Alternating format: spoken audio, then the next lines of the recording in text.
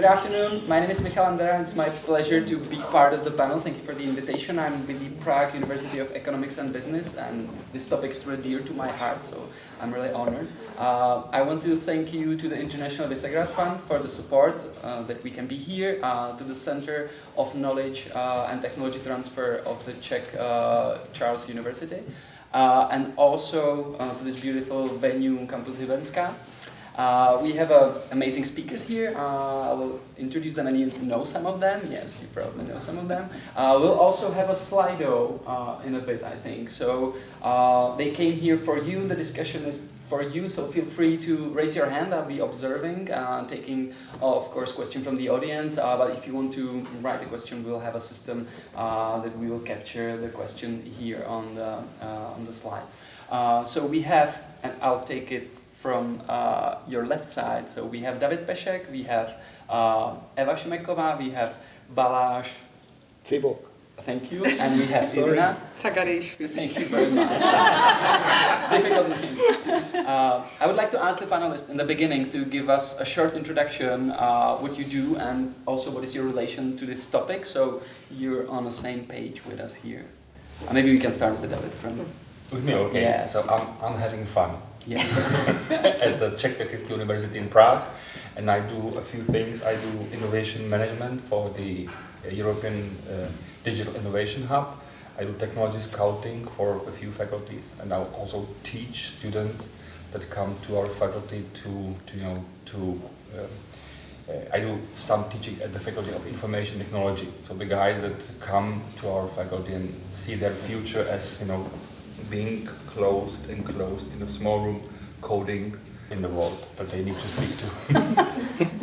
And at the same time, because it's a 12 weeks program, we do some basics of entrepreneurship.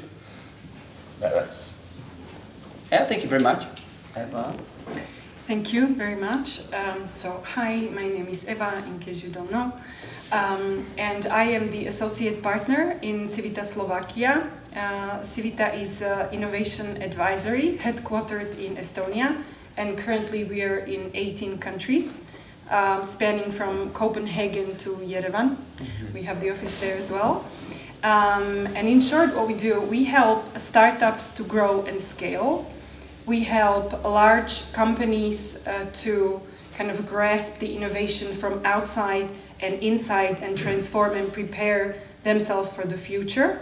We help scientists and universities do excellent research. And with all this, we kind of try to connect all the stakeholders and create an ecosystem that is healthy and kind of open to new people, to young people, to feel better and to be more entrepreneurial. We lead acceleration programs. One of them is Ajujaht, is a TV show in Estonia, well known. If you know Shark Tank, that's kind of the thing.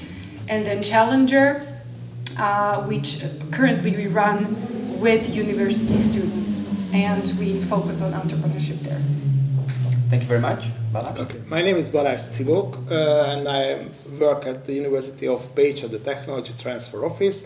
I'm an innovation manager, and we are responsible for the technology at the University of Pécs. So we try to collect, to help them to utilize it, to protect the technology, but also we are trying to emphasize the culture of innovation at the university. So we are trying to have training programs among the researchers, but not only at the researchers, but among the students.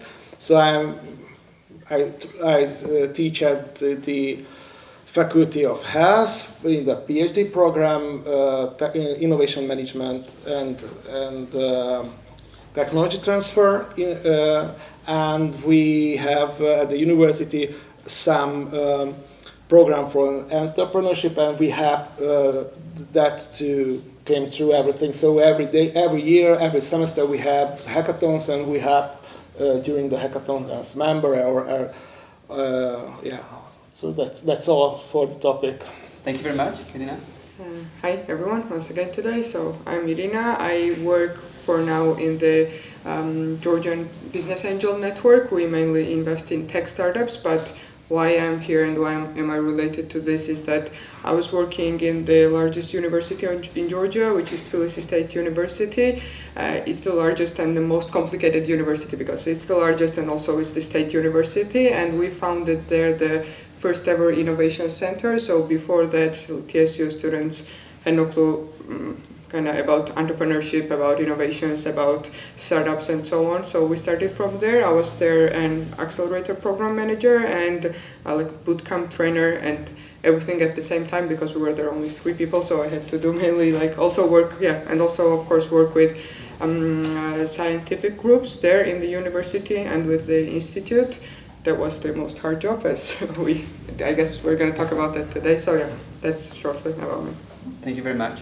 We met on Monday for a beer and we had quite a long discussion. So there are a lot of topics we can discuss. Maybe can we turn to the Slido? Yes. So you can go to this website, slido.com, and with this number you can post your questions. But of course I'll be observing you and just raise your hand and please be part of the discussion. It would be fun. We discussed on Monday that you're here because you're passionate about the topic. But not everyone at university is passionate about this topic of entrepreneurship. So maybe I'll ask the panelists to help us. So if we are part of the university or you're talking to someone at the university who's not that passionate about entrepreneurship, how would you explain an entrepreneurial mindset and why should they care about that among the students, among the researchers? Because, yeah, to be honest, also at our business university, not everyone is that passionate about entrepreneurship. So how would you explain entrepreneurial mindset and why it's needed among the students and researchers? For sure. Who wants? Well, okay, I'll you, start. Ella. I'm not from the university, even though I attended one, so I know, but since we run the program, which is called Challenger Ideator, and we came to it because in our acceleration program for startups, we saw that the trend is declining in the project. So, you know, when you need a good startup, the unicorn somewhere here, you need hundreds and hundreds of projects, right? So I would tell them we need young, bright minds who, let's say, can identify the problem, can find the solution, can think creatively, can work in a team, and are not afraid to take the risk. And I think, and what we keep kind of repeating when we're asked this question about entrepreneurship is that people think that entrepreneurial means business-oriented. Mm-hmm. It doesn't mean only business-oriented, and I think we all know. But you know, when somebody is learning how to be entrepreneurial, he can be a good startup founder, right? With all those things that he needs to know, or she. But also he can work in public sector, he can have an NGO, and all those skills, you know, are needed there as well. So I think this is very important too. Excellent, thank you very much. Would you add anything?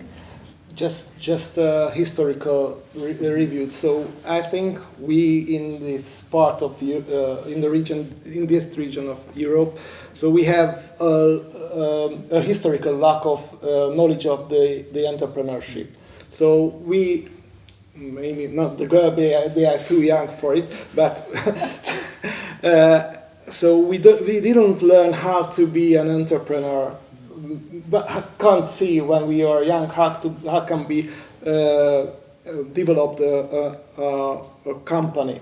And we saw at the university that among all, not only, so in every students there is a lack of the knowledge and the mindset of the entrepreneurship, and that was the reason we established a special educational development center for entrepreneurship at the University of Pécs, and it is in this 10 year its success to open its door to every faculty. It was it started on the Faculty of Economics, because it is very close to economics, but and the teachers goes from that faculty mainly, but it is open now for every student, and it is succeeded to have have students from every faculty of our university. It's quite good, but it can be much more fresh idea, and I will be happy if it succeeded, that every student who goes to a university get the knowledge of innovation, how can develop a project, how can solve a problem, how can see a problem from that mindset, and leave our university with it in his pockets. Thank you very much. I would add just one thing about the question of who is not open to be an entrepreneur. So mainly students in every university, like they go there to study and to receive something new. So they're quite open to, in our country at least, they are quite open to new ideas. They are the ones who want to innovate, want to work on different projects, but the ones who are not that open, and I guess in whole our region, these are mainly researchers and scientists, and I guess that's that historic background that we were talking about. But I've met some young researchers who are quite open to that. So yeah, that might be something related to their age or to this historical background which they might have, and they are not also eager to, well, if entrepreneurship can be learned, they are not eager to start that process. Yeah. David? Okay, so for the students, right, when the first lecture comes in place and there's 70 people in the room, I just start to speak and tell some jokes. And I see who is laughing. And then I ask who are the musicians, who are the sportsmen, who are the guys that do things differently or more, right? And then I see who are those who then, in the trainings, in the seminars, I can turn to. They're active by their own selves. And these guys then are the base of the further learning. So I talk to them, I create the programs, the teams around them and the topics with them, and I let the others just follow. So all I do is create the islands of positive deviance and then let the others just hop on. For the researchers, as a technology scout, I'm used to go to every office there is at the faculty and have a coffee mainly with the boss of the department. And because I like people, I come to the department and my first question always is, okay guys, what is new? And because I am really interested, they start to speak and they tell me what is new. So because I know what is new and I know who is the one who is good at entrepreneurship. When I see a good idea, I say, hey, John, I know Frank has had a good success with his case. Why don't we call him, talk to him and see how he did it? That's it.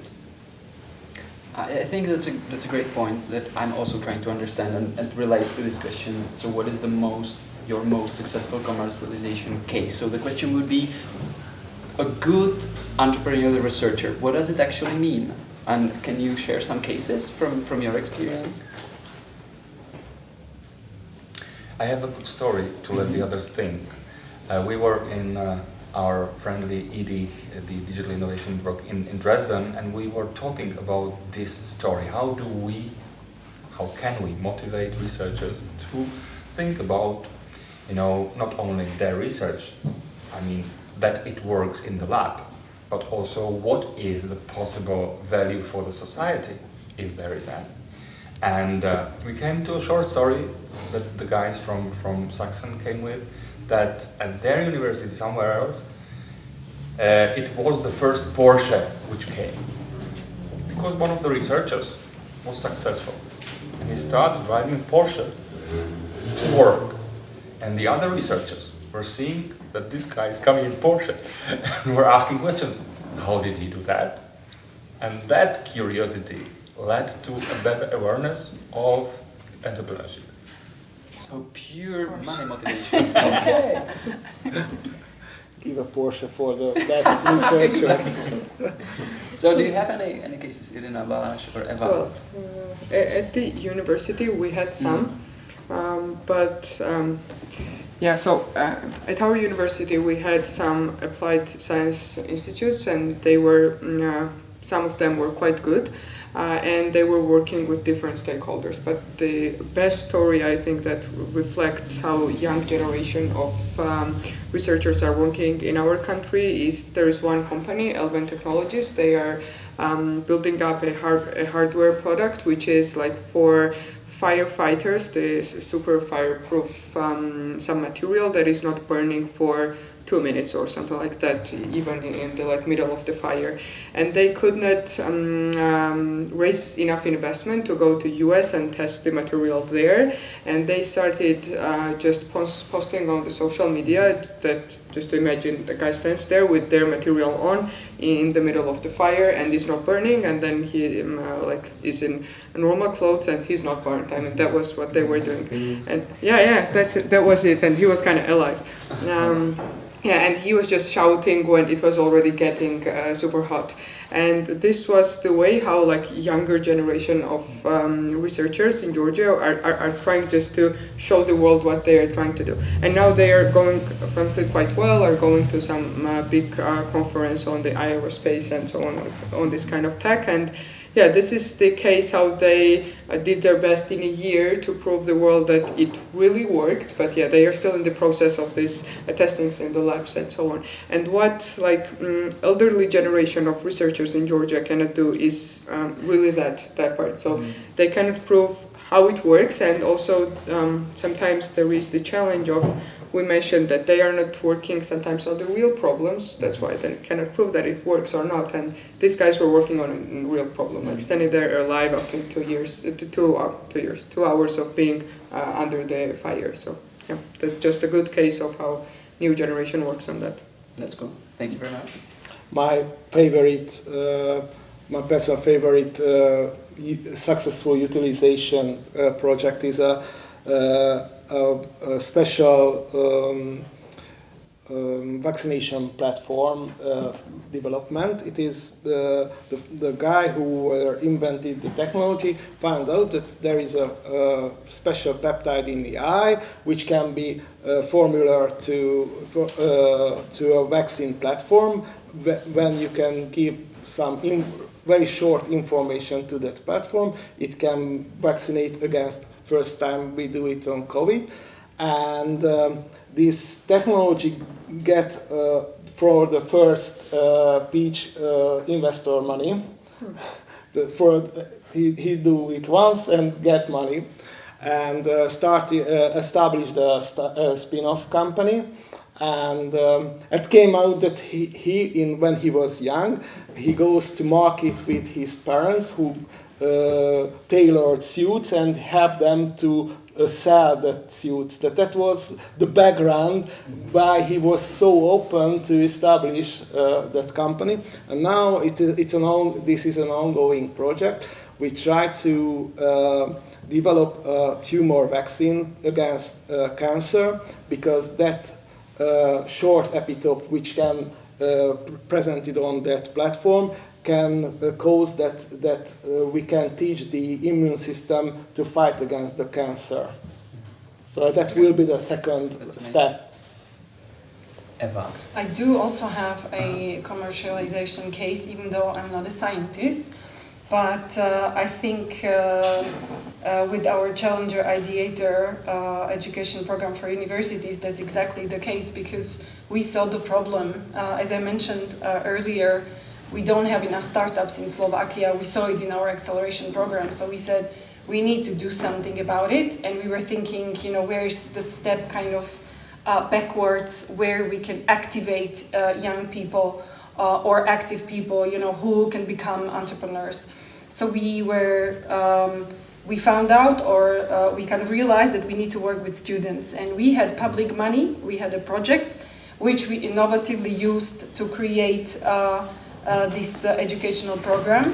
We tested it with real users, with students in the city of Košice and with the 2 universities in there, and with teachers from the university who understood how important that is. And I'm very lucky that we have such people even sitting in here, because in Slovakia they are a bit of a deviation not something that's common, the ones that understood entrepreneurship. And now, since we tested it, we were successful, and now we have a sponsor. We have the largest Slovak bank that wants to finance this program in each university city in Slovakia, because they saw how it worked, and they want to support it as well, support young people. So I'm very proud that this is happening. Yeah. And how is the relation with the university, like of your company and the university? Of my company and university, we cooperate with teachers at university who understand the importance of entrepreneurship, and because we cannot create the course for the university, even though that would be the most ideal case, but it's hard to get there. It's almost impossible. So we talk to teachers, and they kind of make it a part of their course. They also think innovatively, which I'm grateful for. And yeah, we have the active students, and we show them kind of the experience of getting a solution with their idea to a real problem, and then make it a project. They don't necessarily have to establish a startup, but once they have the experience, when they go through the process of from an idea to something that's on the PowerPoint presentation, it's and it has been a life-changing experience for them. That's cool. So you reach out to these islands of positive deviation that David mentioned at the university. Yes, and they are Among also the teachers, sitting here, so yes. Let's look at the soft skills and character building, because you also mentioned it. So soft skills and character building are important for entrepreneurial success, but most incubation and accelerator programs don't teach it. Maybe I would add also most universities or programs don't teach soft skills. Why do you think is the case? Well, I don't think that soft skills can be taught. I guess that's the process. And I wouldn't agree that incubators and accelerators don't teach them. The process, if the accelerator program or the incubator program is good and is actually working, that's like 1 month or 3 months of the process, which is built where these students who are going through should be learning it by themselves. Because there are quite a lot of points of being a good speaker, of building up, starting from business model canvas to and ending with some tech things. So I guess the main role of the incubator and accelerator should be to raise up a good entrepreneur with good soft skills, and if he or she then needs some tech skills, I guess there always can be someone as a co-founder who could join in as a tech skill guy. So I'm not sure that all of the entrepreneurs should have both tech skills and soft skills, from my perspective. It's about the team that is working on the idea or solving the problem. We should have this their roles split with each other. That would be my answer. That's a good point. Maybe that raises the question, do we need researchers with entrepreneurial skills if we can complement them with someone with entrepreneurial skills? Maybe it's your opinion on that. So first, I disagree a little bit. That I think that I think soft skills can be taught. At least we try to taught for the students. So in our Šimeková entrepreneurial program, we have some trainings which can help them to build their soft skill up. So pitch training, and we have also workshops with entrepreneurs from or business leaders who can say or show them how to do it. So we try to teach it.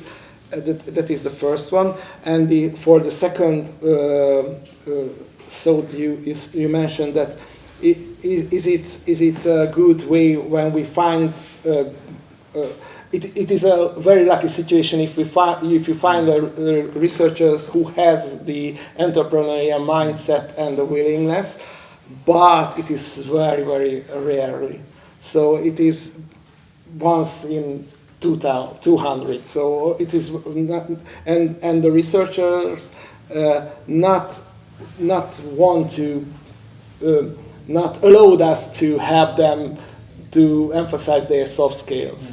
Do you try to partner them? Yeah, Help them? yeah. But it is almost impossible To partner them. No, to have them emphasize their soft skills. They think that they are teacher, they can present in that way, but they can't because they are taught to have a lecture for 90 minutes, but not a good pitch for 3 minutes. It's very, very different. And but if you can find a man who can join the team from outside and has that skill or knowledge, they love it. The researchers. The researchers. Yeah. The main way how can they think to be an entrepreneur or a part of a spin-off company is maximum CTO, Chief Technical Officer, who knows the technology the best way, but not CEO. Eva. I'll just have a short comment. I do think that the soft skills can and must be taught. I think this is something I can say in general we lack in CEE. I'll pick the ability to sail. We are, I think, compared to the US, where you have the examples where they can sell even though they have nothing. Whereas, we are really good in kind of the technical solutions, but we cannot sell them. So in our programs that CIVITTA runs, this is one of the most important things, sometimes even more important than the technology, because, you can work on it, but the soft skills, again, the teamwork, the way how to present yourself, and you have a different presentation for the investors, for your partners, for potential employees. So this is something that's really important, and we do really take a lot of effort into kind of teaching our startups or students in our programs this. Excellent. David, I can imagine you teach a lot of soft skills. So do you have any recommendation or tips on resources in that? I mean, look at the table, right? You see a table, and probably if you see the table, you would be able to reproduce the table one-to-one, right? You take the material, you take the joints, you do it, and there you go. You can measure the time by you are good enough to produce 10 tables a day, right? And sometimes we just do the misunderstood thing that we apply measurements and management that is applicable for mechanical production to people, which I think is not working well. I mean, it can work on displays, on dashboards, and the more people you have in behind the data, the more trustful it looks like, but it's really not. And contrary to my colleagues, I think that you cannot really teach soft skills. What you can do is you can produce an environment where people can learn soft skills, because from psychology you learn something that you see that is better than what you had before. So if soft skill, if there is a display a case when you can see that it works better if you do things differently, you then learn easy. So. Thank you. Yeah, just a quick Yeah, of comment. course. I think I'm on the same page about the word of teaching. I guess it is something that can be developed, and I think like tech skills and soft skills and any kind of skills can be developed if there is need for that. But I've seen, like, for example, a lot of teams where like tech guy is a tech guy and he's doing his job and nobody's into that, and like the soft guy who's doing all the talking and all the so on might even not be doing sales or anything like that, and has the team might have the sales person on the other side. So yeah, that's what I meant. If there is no need to develop, of course, if there is need, you should and work on it. But if there is no need, then why? Like, I think it's better to split those places. I mean, it also very well binds with the last question. How can you motivate uncooperative researchers? If I may take the role. I wanted to ask this question because I really like it. It's perfect. We discussed the Porsche, but not every university is probably willing to give a Porsche. So what other ways are they how to motivate uncooperative? I mean, this is really a great question which has been answered by San Francisco from Assisi. Yeah, he said, God, give me the power to change what I can change. Give me the strength to withstand or understand or accept what I cannot change. And please give me the wisdom to distinguish between these two. That's my answer. Yeah, I'm looking at the other slide. Do you have some wisdom? If you can see which ones you are able to motivate, so what to do with them. So we have the Porsche. Is there anything else? We try to motivate them with money, with the promise of money. And it works? Yeah. So because in our university the rule said that the inventor gets the net income 70% from the net income. It is very high. It is so high that they see millions of dollars if it is succeed. So it's a good promise. It's good motivation. And does that bring change, actually? Yeah. So yeah. Yeah. And what do they do then? If they first, with this promise, we can catch them. They don't want to go to the market to an investor without us. That is the first.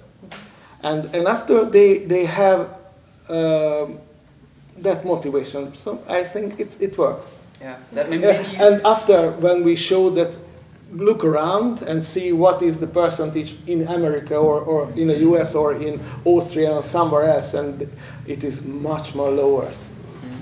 Maybe vice versa, 70% to the university. David, how is it at Czech? I mean, we don't have that much money as in Hungary, so we have to be creative. And it is a promise of money. We have money. We promise money. You can't hurt anyone with promise. So we are trying to do showcasing. A person who is focused on his laboratory work probably does not think about providing a service to a person outside the lab. So the showcasing means that we're taking the guys who developed a new asphalt material that withholds the buses at the stops, the guys who developed the new ways of get energy from low difference in streams, and technical stuff, and bring this information to the others so that they can see, okay, if you are thinking about forces that there are in a small joint, why don't you think about inventing a new way of a replacement teeth? Makes sense. Okay, so it's about shifting the perspective, and I hope that you will promise them something on Monday. No. We are only promising that if they cope with our methodology, they will not be punished. Okay, good. So I want to connect this shift of perspective, because I think that's an important topic. With this, do you think that applying for EU and national funds somehow kills researchers' willingness to commercialize their ideas in the market? Yes. Others? Partly. So can you elaborate more on the partly? Because first, if there is a lot of grants in a research group, they don't want to handle the problems of others, investors, companies, and so on.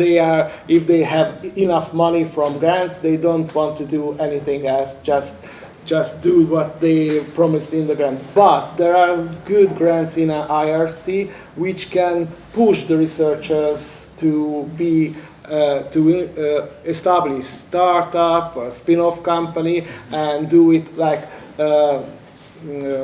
Pathfinder grant, for instance. It's very good. If you have a good idea with a low TRL and it is commercializable and it is high risk and high grade. It has a high risk and also a high gain. You can get money, and the second phase is not. It's not only for the second phase is not for the research group, but for company who came from the research group. So there are grants who can push the researchers that way. So that was the makes sense. That way it is partly true. Well, I mean, if there is a grant that brings people together, because the most valuable asset that we have is time.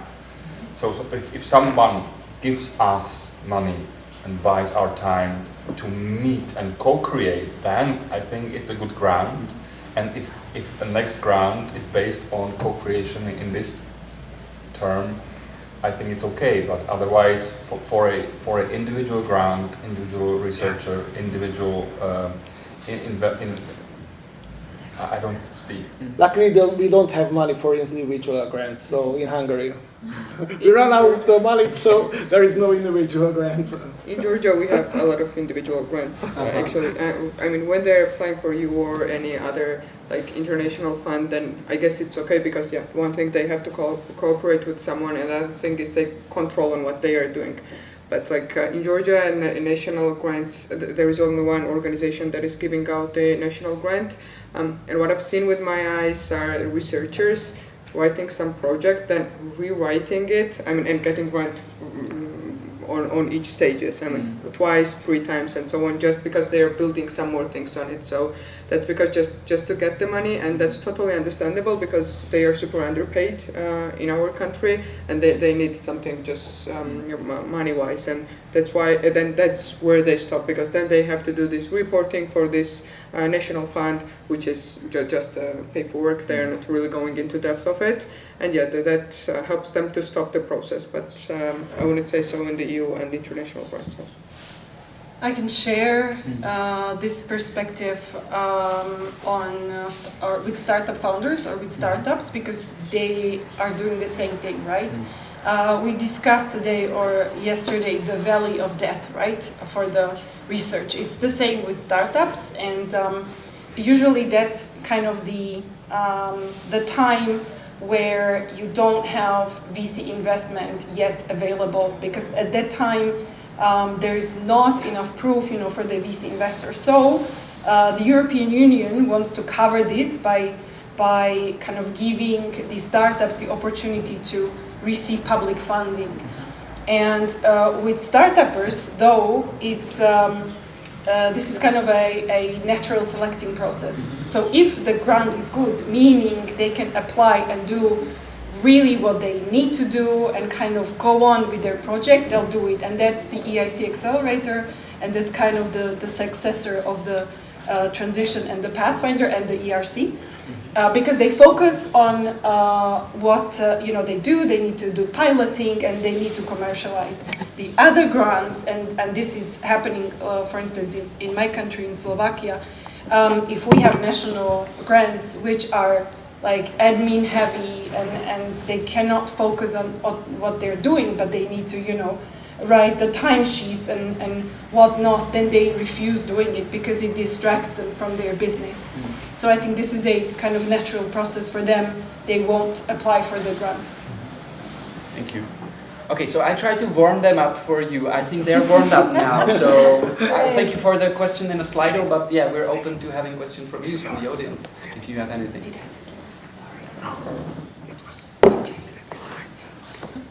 Okay, let's go to the safe space of Slido. So this is, I think, this is relating to the initial comment of you. For those who link entrepreneurship only with business, can you mention some interesting real examples of entrepreneurial approach that you have come across? For those who link only with business, because I don't link it only with business. Yeah, exactly. But we want an example, because I think that's the perspective of majority of people. Like entrepreneurship equals business. But do you have any example that doesn't? Maybe it's to all of you. It's not just to Eva. Okay. To let you think, I have an example. Okay. But I don't want to disturb your thinking. It's fine. Go on. In 2 semesters ago, I had a group of students that refused to produce a business case. They said, we do not want to do a business case. We do want to do something that helps the environment and the society. And I IT said, students? IT students? IT student. Excellent. And I said, okay, I'm into that. Let's go for it. What do we do? And they're saying, okay, we want to produce a training that would attract everyone and stop the people from buying plastic bags. And they had a list of things that they wanted to produce. And I said, okay, that's wonderful. But we don't need and even don't have enough power to change the whole world in one pace. So why don't we focus on the campus at the university? Is there anything that you see that can be changed? And they were like thinking about that, and then they came with an idea of how much or how many trash bins are there in the offices. And what they did, they went and they covered all the, I guess, floor or more floors, and they were counting the trash bins that were not for sorted trash. And at that time I was a bit, eager on them, and I was saying, okay, there are 60 trash bins on one floor times the number of floors, so we are producing 2 tons probably of trash every year. Why don't we do an experiment, a real life experiment, so that we just see how would the people behave if there are no trash bins for the mixed trash. There would be only bins for the sorted trash, and we would produce a few more of those so that we don't push the people too back. So that was the exact point where they stopped. Really? Yeah. They didn't want to go into the confrontation with the real world, and they were very happy that they got their points for the pitches, because the pitches were nice. But there was exactly the point where you can see the entrepreneurship mindset. The mindset that goes there into the world and tries it, even if it's going to fail, and tries to provoke and see what is it. How do you find a way how to motivate or encourage the students to take it a step further, so that they go into the confrontation with the real world and run the experiment and try? You need time, and you need some Porsche. step-by-step approach. The Porsche, you need the Porsche, right? Well, they wouldn't motivate these. Okay. So Tesla, maybe? Eva, do you have the example? Yes, I do. I have 2 examples, actually. So, simply said, for those who link it only with business, think, okay, when somebody's entrepreneurial, means he can do a business, so he can sell, he knows, how to deal with finance, etc. But in simply said, or simply put, is that that person can do something in spite of the circumstances. That circumstances are, for instance, making the things harder. So as I keep mentioning the concrete examples, let's say here we have 2 ladies, Emeshe and Elka, who are from the Žilina University, and we had countless conversations today how they are working with their students despite of the system, right? And then I have other ladies from the Slovak Technical University incubator who also told me that what they want to do with the students, they must go against the system, right? And if they did not have the entrepreneurial mind, then they would just stay with the status quo. Okay, if they don't want me to do this, I don't want to fight with anyone, I'll just sit, and I won't do anything, right? So this is the entrepreneurial mind. So do something against, take the risk, not be afraid. And then even if they fail, it's fine, because I'll try another way. And I think this is put it in simple terms. I think so. I joined to that last sentence, that I think that is the hardest or the most important, what we have to spread among the students, that don't afraid for the risk, and don't afraid for the failure. It can you became stronger if you fail one time, and if you ever been to Israel, they do it so good. Actually, they give money and everything just to emphasize this number of entrepreneurs and companies, and students can establish very easy companies, spin-offs, startups, and if they fail, it is no problem. But it is a positive point if they fail, unless they do everything not to fail. If they do everything for the success, the second one, it is a much more plus point. I just want to quickly comment because Israel is my country, #1 country to look at, a part of Estonia, of course. In fact, the investors, especially in Israel, but in other, I would say, developed countries as well, when they look at the startup with the founder who already failed, for them it's really something, okay, I know that this one will, most likely overcome the boundaries and the hard stuff than someone who never failed. So it's really a positive thing, even among investors. But just one other added sentence. The problem, I think, in Hungary it's very big in this field, but for an average Hungarian, it's a big shame if you fail in a business. I don't know if it's the same, similar. It's the same. Maybe because we have very similar. It's a stigma. It's like I failed. It's a big shame. End of the world. Oh my God, everyone's gonna hate me. It's not true. Yeah, but it's becoming trendy now, no? If you have failed, kind of. It is, but slowly. We need to accelerate it in Central and Eastern Europe, especially. In our country, we had these sessions of fuck-up nights, that was the name, and the people were coming and talking only about their failures, and that was the first boost when people started to talk about their failures, and it became okay. And then the biggest bank in Georgia started the campaign that mistakes are okay, kind of in slang language in Georgian, and after that, it became cool. If you have failed, you should talk about it, and I guess that's good. Yeah. That's interesting. Yeah, we have fuck-up nights as well.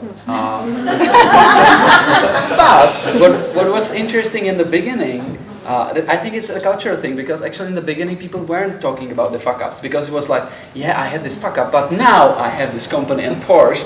But it's slowly changing. Yeah, people are now, I think, more open to talk about that. So it's an interesting concept. I really like this, and I think it ties to that. This question: do you see issue with having too many startup programs, which mainly focusing on getting a team to pitch idea, but hardly get any support in the implementation? So do you see a problem in that we have a lot of programs, entrepreneurial programs, that end up with a pitch event and then nothing? I can speak for Slovakia. I'm not sure we have too many of them. I don't think we don't have enough. And we need more that are excellent, that are of a good quality, with real life examples, experienced mentors. I agree that there's not enough support in the implementation. We like to give an example, and now I want to validate whether that's true. So we say in Slovakia we kind of lack support with the proof of concept. I mean, give me 20 or 30,000 euro, right? As a startup to be, so that I can fail, so that I can try it. We don't have anything like that. We keep saying, look at Hungary, they have that. Do you have that? Yeah. How difficult it is to get the money? Yeah. And it's a state money, or? Yeah, so we have a program in Hungary called Hungarian Startup University Program, and it has 2 semesters. The first semester, it's a very ordinary startup or ideation program. They learn e-learning stuff, and up in the end, they pitch it, the idea they are working on. The second semester, they got money, just improve their technology, and they are the ministry wanted to third phase when from them can go to incubator in the university, which was supported by the government. But also our university luckily have the opportunity to have an own proof of concept grant, which is open not only for the researchers but also for the students. It's not so big money. Yearly we have 120 million forints. It's approximately. Sounds like a lot. No, It sounds like a lot. Hungarian forint is shit. So it's not in euros 3,000 euro. Okay. 300,000 for the whole university. So we can give money approximately 20 to 25 projects to a few millions, beginning with a few millions, the ended with 10 millions, for instance, in euro 30,000. And that's only your university? Not. There is also university who get money from the state. We started that program before the state give a grant money to establish proof of concept, and now we have a fund. So we have I don't know if we have a model changing at the university. So we are not directly maintained by the ministry, but we are maintained by the foundation, and the foundation get money from the ministry, and the foundation give us money for the proof of concept grant. And what do you expect from the people that get the grant? What they need to deliver? We try to for a next step on the technological readiness.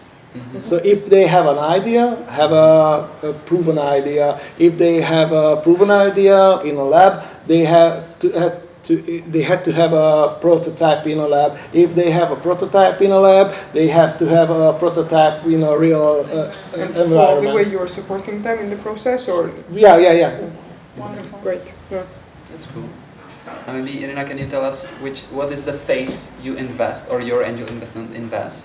What do you look at? Because we discussed the failure, that it's okay to have the failure before, and then the validation. So main things that in Georgia angel investors are looking at, this is the team, like the first and the main thing. I guess like 60% of the decisions go to the team. Then the idea, the tech itself, and then the market. And till now, and I can talk on in which kind of startups we have invested, like not really. There are 11 portfolio startups. Most part of them have already been at least through the proof of concept, or have some kind of small traction to prove that the idea is really needed, kind of small validations that have been gone through. But I do really think that angel investors should be the ones who are investing on an earlier stage. But our network is super young itself, so our members are learn by doing.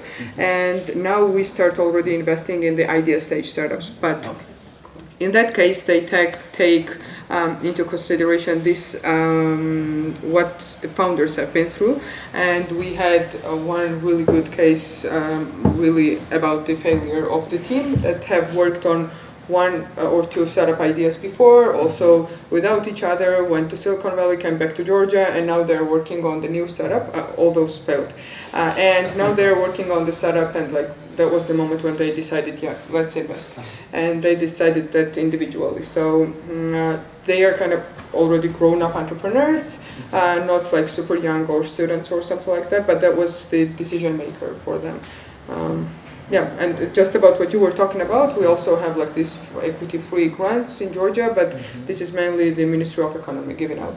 And it's only for mainly idea stage startups that might even have nothing else but like a good team or the idea, but they don't follow them anywhere else. I mean, they're giving money and that's it, so they do not help after that with the processes, at least in the labs or something like that. So that's free money to startups per year to 40 or 50 startups, and it's... How much?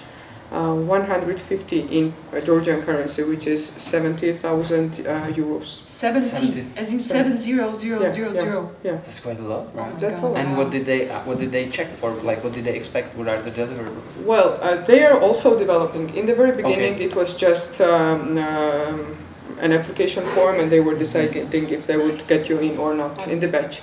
Now they have added that they are choosing 100 startups, then letting them go through the a short acceleration program, pre-acceleration program of 2 weeks with some World Bank experts and so on.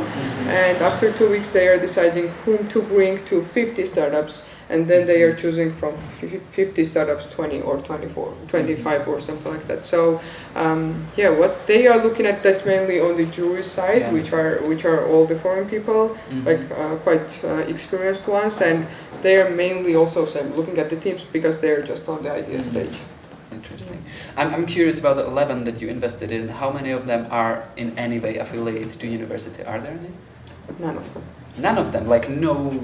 No, I mean, they are not students, they are already, as I said, grown-up founders. And they are already working after a bunch of years of experience in corporate world, getting some experience there, seeing some problems there, and then solving them as a startup. Yeah, it's a pity, but none of them yet. Okay, let's go with the matchmaking. How do you create a great matchmaking event for students? Most students are shy, can't talk to strangers, have trust issues, or don't want to share their ideas. So how do you make matchmaking events? We do. I mean, as I said in the beginning, with all the programs that we do, as CIVITTA, we try to connect the stakeholders and create the environment. And this is also within the stakeholder group, and especially with students, it's so important for them to network and to know how to network, who to talk, how to talk, even among themselves. So within our program, we create the safe environment for them so that they can talk, share their ideas, and kind of it's learning by doing. So the most important thing is to create the safe environment for them, because really if they're not in a safe environment, they would keep it to themselves. And also what we're teaching them, that if you share your idea doesn't mean that somebody else steals it and then you will have nothing, because this is something we need to overcome. In Slovakia, I don't know about how is it about or in other countries, but students, what we observed, were very kind of weary about sharing their ideas among others. They might steal it, and we were like, I mean, you can have an additional comment. They can help you. It's not about stealing. So this is something we're working on. That's cool. It's actually not only students in Czech Republic. I have the same experience with experienced researchers. Yeah. And I think in general, idea is overrated. It's more about the work, not about the idea itself. I have a great idea, but I can't say anything about it. We have in the back. Sorry. I have a story to share that I work with students, also with startups, and one way how we did exactly the answer to this question is that we didn't concentrate on networking, but we created an event that was related to sports. So we played beach volleyball, we had a grill party, we just had tens of activities where students and startups came together, and that was the place where they started networking absolutely naturally. So this was the first stage. Now the second is that we made speed dating, students and startups. Some of them are both, studying startup or entrepreneurial student. But yeah, we're just trying to focus on something else than networking, because when the students hear formal networking, they just don't come.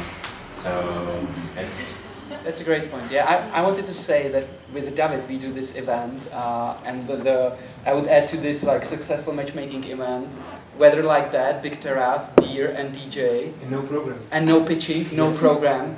We call it Startup Night, and it's a big success. Yeah, the credit goes to you. Yes, This event is called No Pitch, something, No Pitch. that's also one. Yeah. Yes. To be clear, there's nothing like a program, just alcohol and food. Yeah. And it works the best. And what is the aim of this? In our case, the Startup Night that we do with Okay, it's not networking. But You know, it's no not one's there. matchmaking. It's networking, it's matchmaking as well. Right? it's informal. In a natural It's way. very informal. The more It that happens. So you Enough just alcohol. discuss your idea with someone Yeah. without any Any agenda. boundaries. Any agenda, and so it's very natural. Okay. Well, the first thing people are afraid of are expectations. That's a very big kind of threshold that they don't want to pass. And then, of course, all the things that are written there are right. They're shy, they can't talk to strangers, they have trust issues. That's all right, but the point is that the startup night is organized as a informal event with no expectations. So Michal had the courage to say no program. But the goal of that is that our universities are kind of silos. So we have technical university, we have Charles University, we have the business university, and the students themselves, they don't talk much to each other. They are just sticking to the same students. So the original goal was to bridge this gap and see like they're normal, and then they build on the network. They meet someone that's interesting from chemical faculty, and then they have an idea and they can reach out. So it's really like this. So you invited the students, and the other side did some startups as well. Yes, but not necessarily. It might be like students interested in working for a startup, or in future with them. We just say it's someone that's interested in, I think, innovation, entrepreneurship, or something like that. It's very wide. But we try, firstly we try to see whether there are any startups created by students. Mm-hmm. And if there are, we invite them just to share their ideas, and that's the point. Not the push, but the pull. So let's look at matchmaking experiences. Slovakia, Hungary, Georgia. Matchmaking between students? Yeah. Or in general? Great matchmaking event for students. Yes, the question goes for students. For shy students. Yes. Well, especially for shy students. I don't think we can come up with a better idea than you shared. I think none of us would come up with something better, because this is. And do you do it? Do you have it? We do. Yeah. We do. We could franchise. We could. We are in a co-working space, and this co-working space we kind of co-organize. We also call it Startup Night. There is no program. It's not only for students, and there is beer, obviously. And we had like 300 people. Last time we have a beautiful terrace, so everyone comes. But I think this is a great idea for like students specifically. Mm-hmm. So I'm looking at the ladies from Slovakia, that we need to think of something like this, because I think it's a great idea. It's very bold, like no program, like nothing, just beer. But I think it makes sense, because no expectations. They just expect beer, they get it, and they're happy. So nice. We have a beer factory at Pécs, and the owner is an inventor too. So maybe we can discuss with him. Just give us some beer. Actually, we have two kind of programs. One of them is an ideation day. It is happen every semester in the middle, and it is a game. Mm-hmm. It don't take so serious. Every student and every student's team has the right to have a bench, and they can sell the idea for experts. The experts came from outside the university, mainly some of them from inside the university, from companies, banks, and so on. Or invest. There are also angel investors and some advisor, and they give fake money, the best few project, and the winner gets sunglasses. So it's a game. It's only a game, but it is good for the shy and the not so open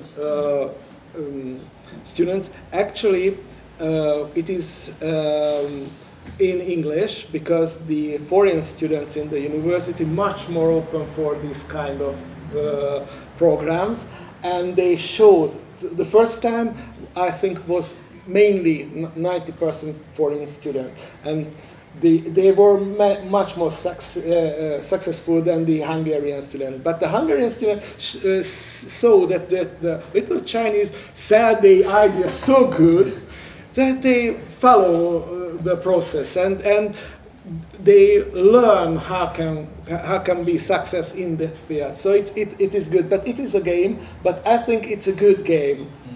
And it is a minor credit, so they get only one credit for participate. It doesn't matter, but it is built in the curricula, can be built in the curricula.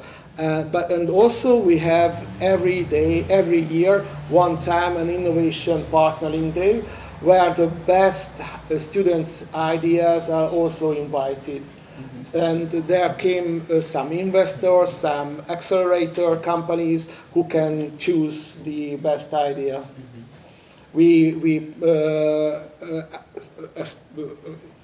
So I make a poster for every technology. It is posted on video, and they can take a photo with their technology, and they can discuss with an investor about the technology within a poster. So and have the opportunity to pitch it also in the partnering day. So, but it is mainly open to the researchers, but we also invite some students also. I would add a bit about the programs itself. So there are a lot, and I had this challenge. There are a lot of programs which we start with individual applications, right? Like students apply individually, and then we have to somehow form the groups inside of them. It's great to have like these pre-networking opportunities to let them know before, but it doesn't happen like that. Mainly in the universities when you have to like run a pre-acceleration. I had two examples. One was we were doing fully online 6-week program, and you can imagine like in the Zoom how you can like merge these teams with each other. And we just let them choose themselves on what problem they wanted to work. And that was like when we realized that maybe letting them choose what they have in common is the perfect path on that. Mainly in the online sessions, some of them didn't even turn the video on. So when they chose it, we had 3 challenges. We had one challenge to let them go because like all of the students chose either for one or the second one, and the third one was left like nobody chose it, and we like left it out and worked only those 2, even though the third one was the best from my perspective. So yeah, that's the first, to let them choose themselves whom with they want to work. And another one was we were starting a pre-acceleration program, but in the beginning we had boot camp. I mean, they were coming with no ideas at all, and we had 1 full day only for networking, and they couldn't do anything else but that. They sat in our center office. They were not doing totally anything. I mean, we gave out some drinks, not the alcohol at the university, but some drinks, some snacks, and they sat there, and after an hour they had to like get up and talk with someone else. There were like minutes, 10 or more even, of this like super big silence in there, but at the end they had to talk to each other. And they were quite great, like one day sitting in silence, or either you have to get up and talk with someone. And it was good, and those teams like succeeded quite very well by the end of the pre-acceleration. Thank you. We actually, I just have a quick comment or addition what you said about the challenges. We did this for Ideator in Košice. We were working with the municipality of Košice, and they kind of gave us 3 challenges.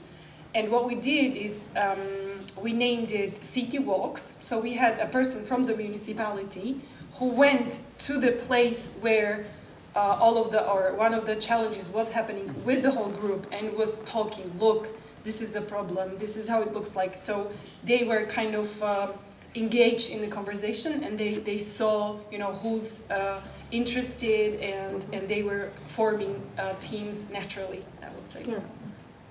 Thank you. You're amazingly timed with the question from here. So do you ever address researchers with already identified problems and push them to think and work on possible solutions? So that's similar problems with students, but have you tried it with researchers? I did it last week. You did it? Yeah. And? It worked. So a little bit changed the question. So there was a research group who invented a special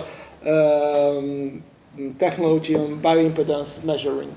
They build up a measurement system, and they use it on measuring the fatty liver disease. But it came out the fatty liver disease doesn't care the people, because the fat people knows they should have, the alcoholic people knows they should have, the other doesn't care, they don't know how serious can be a fatty liver problem. And but the measuring system is good to measure non-destructive way tumoral cells also. And I pushed the research group to stop. And last week met the leader of the research group. He wanted to follow that research with the liver and so on and so on. And I pushed. You should stop it. And because they started to measure the mice with tumor, and they can apply that technology on tumor problem. And I pushed him to stop with the fatty liver, but go on with the cancer, because the cancer is much more well-known problem among the people. I can imagine that a woman, the breast cancer is the most common cancer among the women.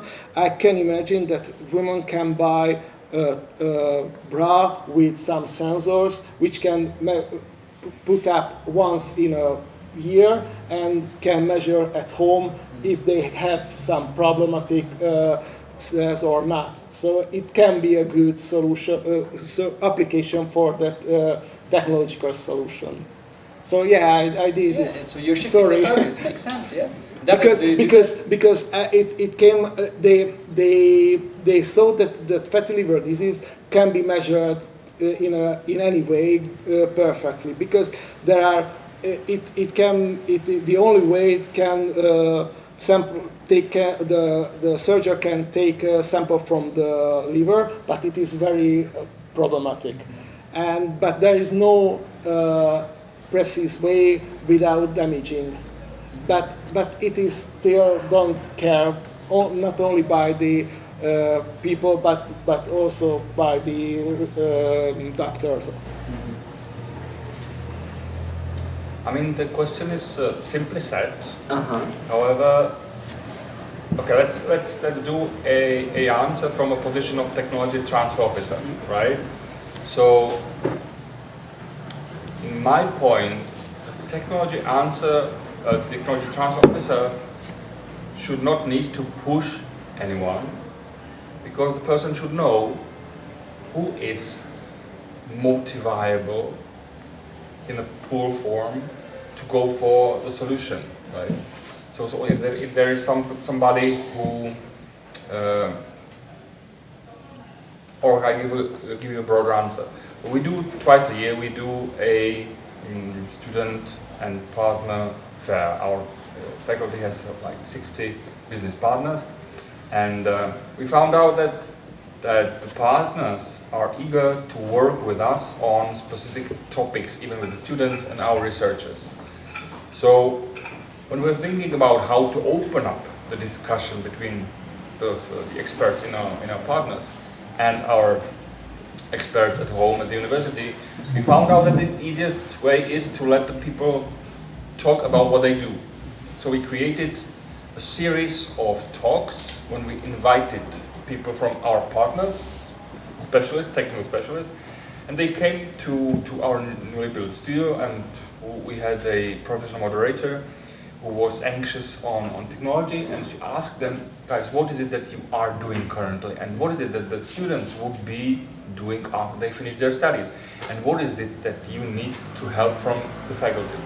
And this was then posted on the web, and we did the same thing with our researchers. So we did kind of profiles of the research labs, so that there is a environment when people who want to address things, they can see real people talking about their problems.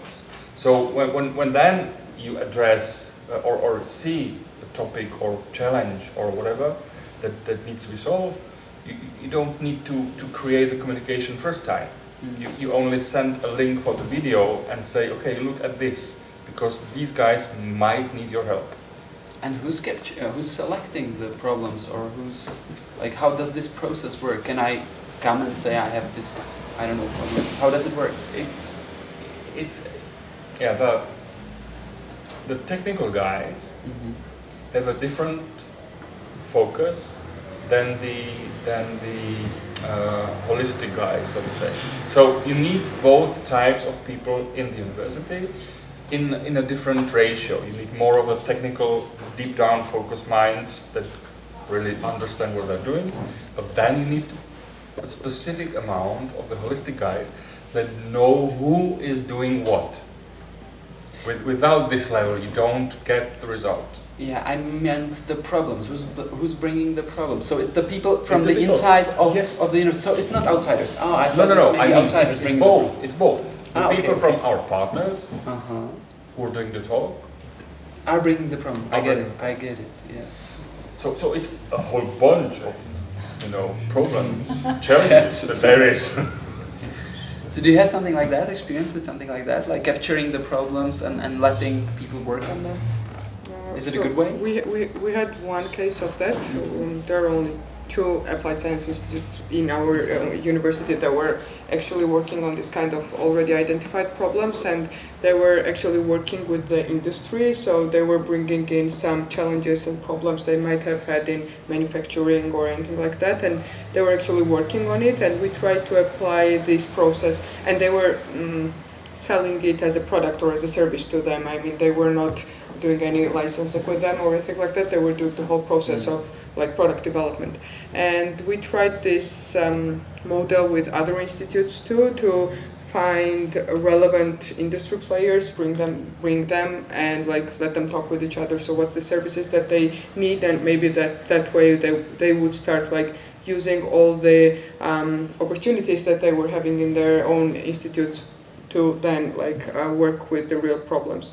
That did work in some case, didn't work in some case, but there were those 2 institutes that were really well working with industries on the existing problems, but they were not mainly researching that much the problem and then addressing it, but they already knew the problem in the manufacturing process, for example, that they had to bring in some new things, hardware mainly.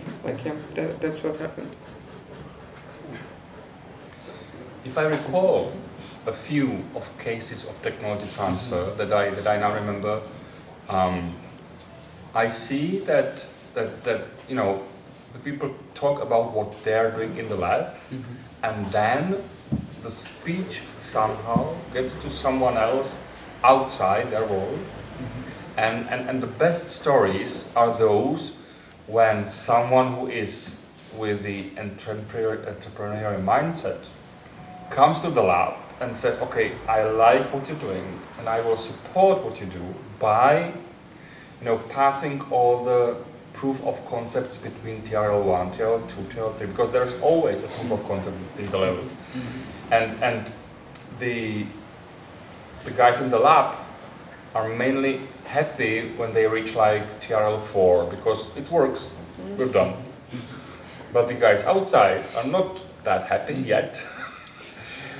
But the match, I mean, that's I guess the key factor that you need to have. The match of the person who is technically able to keep up with the changing technology, and then someone else who's better in seeing the possibilities of the money. Thanks. We covered the Slido. I'm looking at you. Is there any questions? Are you alright? Iggy Pops ask every time the audience, are you alright? He's a very, very good guy, so we wanted to as good as Iggy Pop, so are you alright? Does anyone need some water? You can share, but there is a new question. There's a new question. There's a new question. Yeah. Why Who was?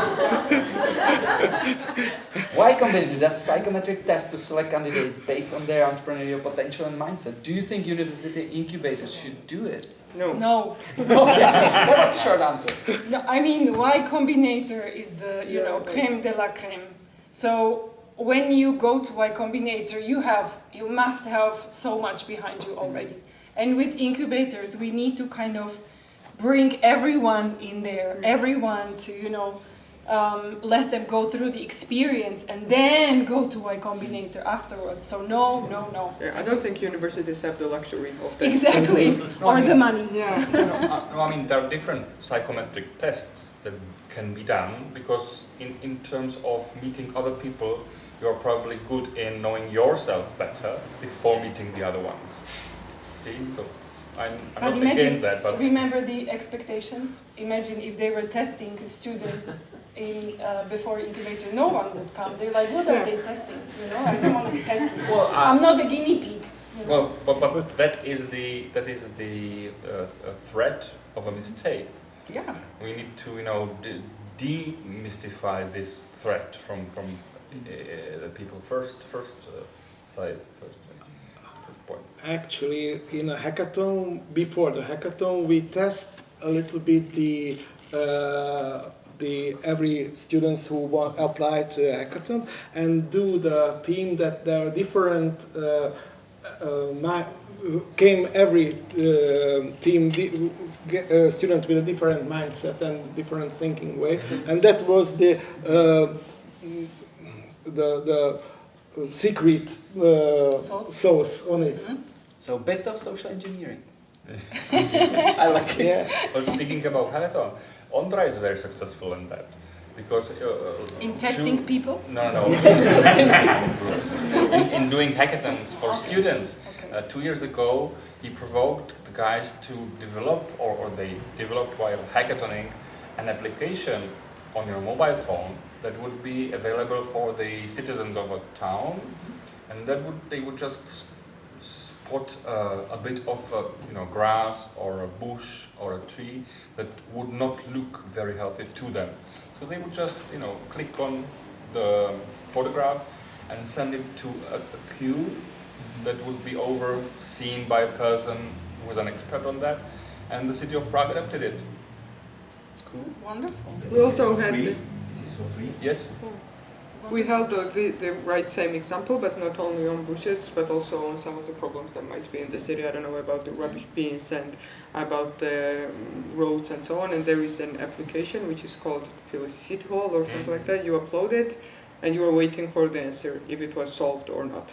It's not always solved in our case, but the application exists. I mean, at least they're trying, and that was made by the team of entrepreneurs, kind of, who suggested to make this idea happen.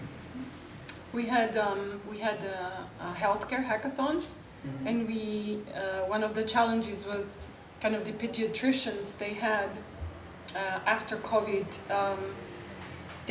The parents were asking so many information, and they did not have kind of a platform where they would streamline the information so that the parents don't have to call the pediatricians, but would have a relevant website. So this was kind of the winning solution, and it got adopted by the pediatricians. That's amazing. Okay, so we're running low on time, and I'm observing the people, and you ask them, so we need to tie up. I want to come back to the how do universities support the entrepreneurial mindset. So that my last question would be, so you meet the head of the university from your country. What would be the one advice you would give him or her right now after the discussion we had? The one thing they should do. What should we do? How should we support entrepreneurial mindset? What would you advise? Showcasing, thank you. I would tell them to look at Estonian or Israeli universities and kind of take the programs, because they're so willing to share for free with anyone who's interested, because we don't have to come up with new things. We can copy, adapt, and use. Thank you very much.